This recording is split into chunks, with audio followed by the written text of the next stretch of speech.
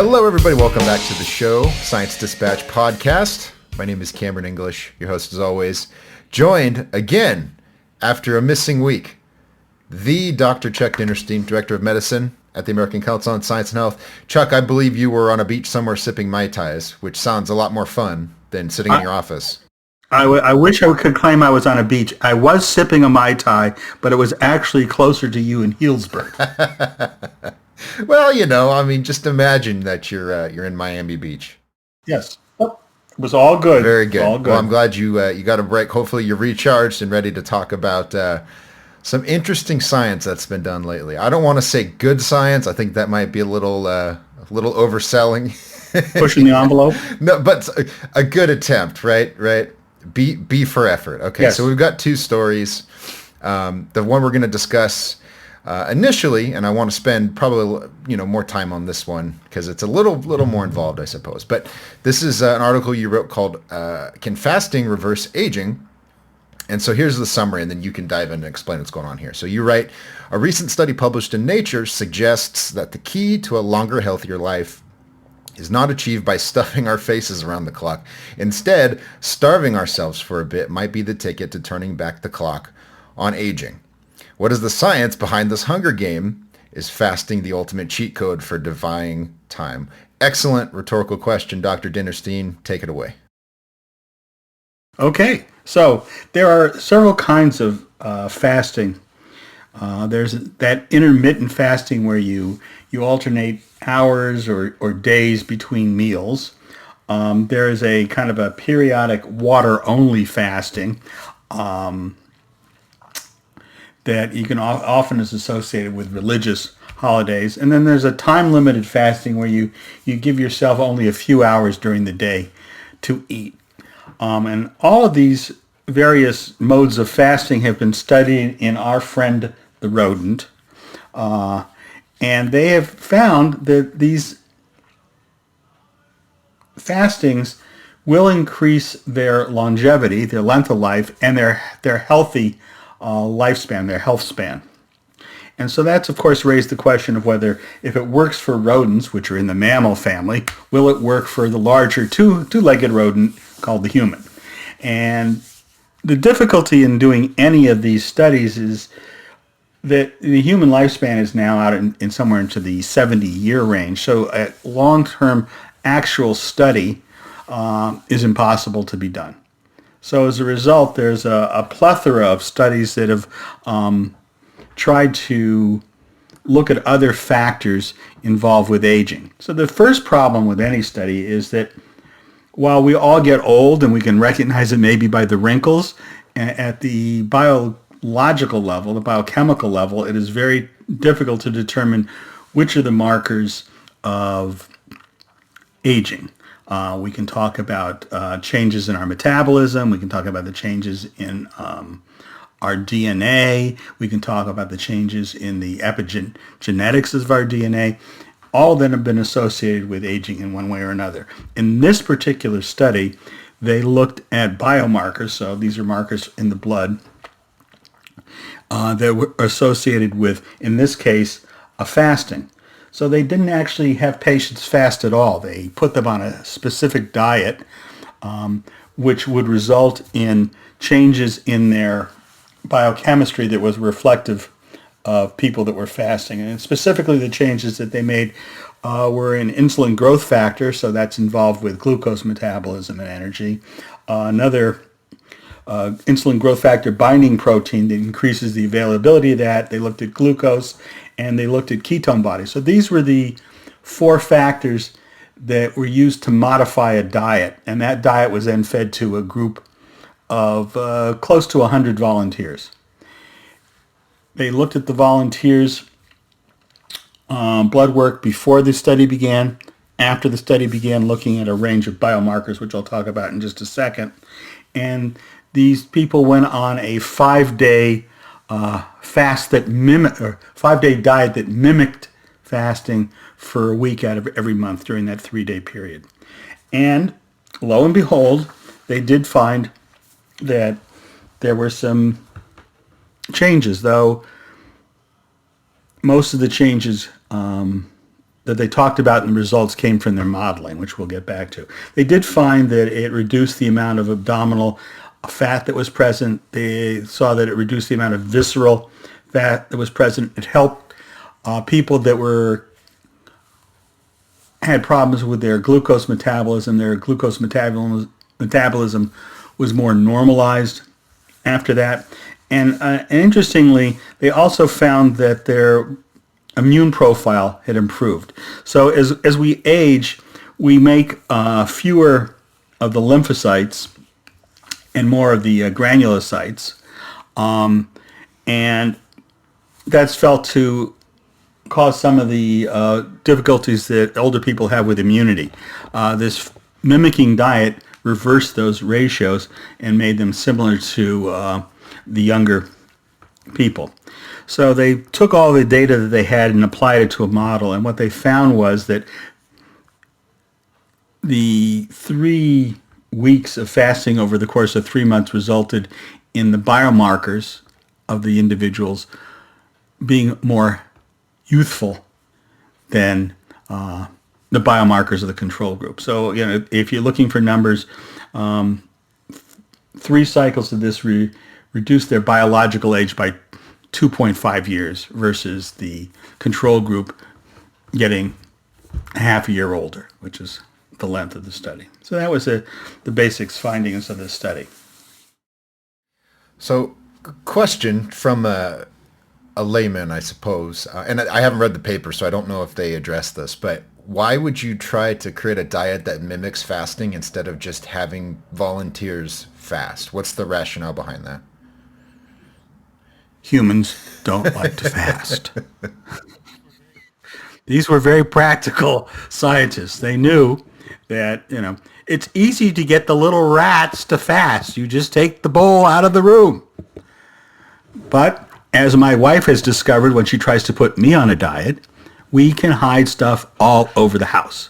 So humans are not as disciplined as other creatures in doing this. So that's why they chose a diet that mimicked the biomarkers. But already you can see we're not looking at direct effects. We're looking at alterations that we make that may make further alterations down the line. And the important things that they found, I think that there was 2 things that they found that were interest. One was that weight loss alone didn't account for the decrease in biological aging. So everybody with their, Wegovy and Ozempic pens can put them down. They may make you thinner, but they will not make you younger. They also found that when they took a deeper dive into some of the data, there were some inconsistencies. First of all, 30% of the people that followed this fasting diet got older.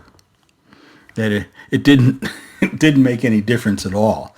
And when they looked deeper into that data, they found that really had to do with their systolic blood pressure and their C-reactive proteins, which are, as the researchers say, very labile. And so the reasons that they didn't get younger is because when they were being measured, from the researchers' point of view, the elevators were transiently elevated.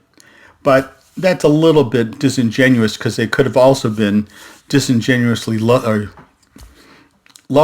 in the rest of the population. And so it goes to the fact that at the bottom of the story, we once again are dealing with a model which simplifies reality. We're talking about math magic, and we can see right away how some very small changes in the number of biomarkers that they looked at can make a difference. Bottom line of the story is, from my point of view, is that we may be able to improve our health to some degree by eating. We may be able to improve our health by some degree by not eating, but we are not going to eat our way or starve our way to good health. Yeah, as I was reading this article, I just aged a little bit. It was so frustrating. And not a dig at you, because you're a very clear thinker and a great writer. But I'm walking through this, and there's so many, as you said, they're deliberately studying this indirectly, and then there's so many variables involved. And it seems that that's just a function of nutrition research. Genetically, for all of our similarities as humans, there's just so many differences, discrete, minute changes Yeah. in our genes, but also in our behavior and our environments. And so, to what extent does that account for these strange results they got? And I don't know if it meets the test of statistical significance when you have a huge chunk of your study group that doesn't see essentially any change. I don't know. So what are your thoughts on that? Well, I think that applying statistics to this is a fool's errand. It's a small population of people. They wound up with somewhere in the range of about 100 participants overall, and they're looking at 16 different variables in their model. So right away, there's a lot of room for statistical shenanigans, or even taking away the intent to be disingenuous. There's a lot of room in there for error to creep in. The other finding that I forgot to mention that's probably also of interest is that they said, if you were doing intermittent fasting for 3 weeks every year, it would reduce your overall mortality rate by about 12%. Now, you're still going to die. Let's clear that up right away. You're still going to die. But you're going to die later. And interestingly enough, when they ran it through their models and algorithms, the places where the mortality was most affected were the diseases that we most associate with diet: cardiovascular disease and diabetes. It had very little effect on the mortality rate for cancer.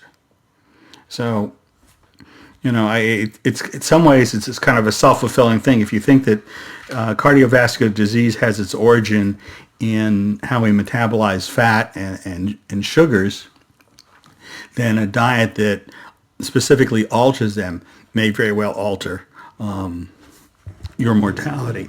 But it runs against the same problem, same problem that doctors have had since the beginning of time. Well, I can tell you what diet I think is good for you, but you doing it is a whole nother thing. And to be fair, as a lapsed doctor, I have a problem following my doctor's regimen too.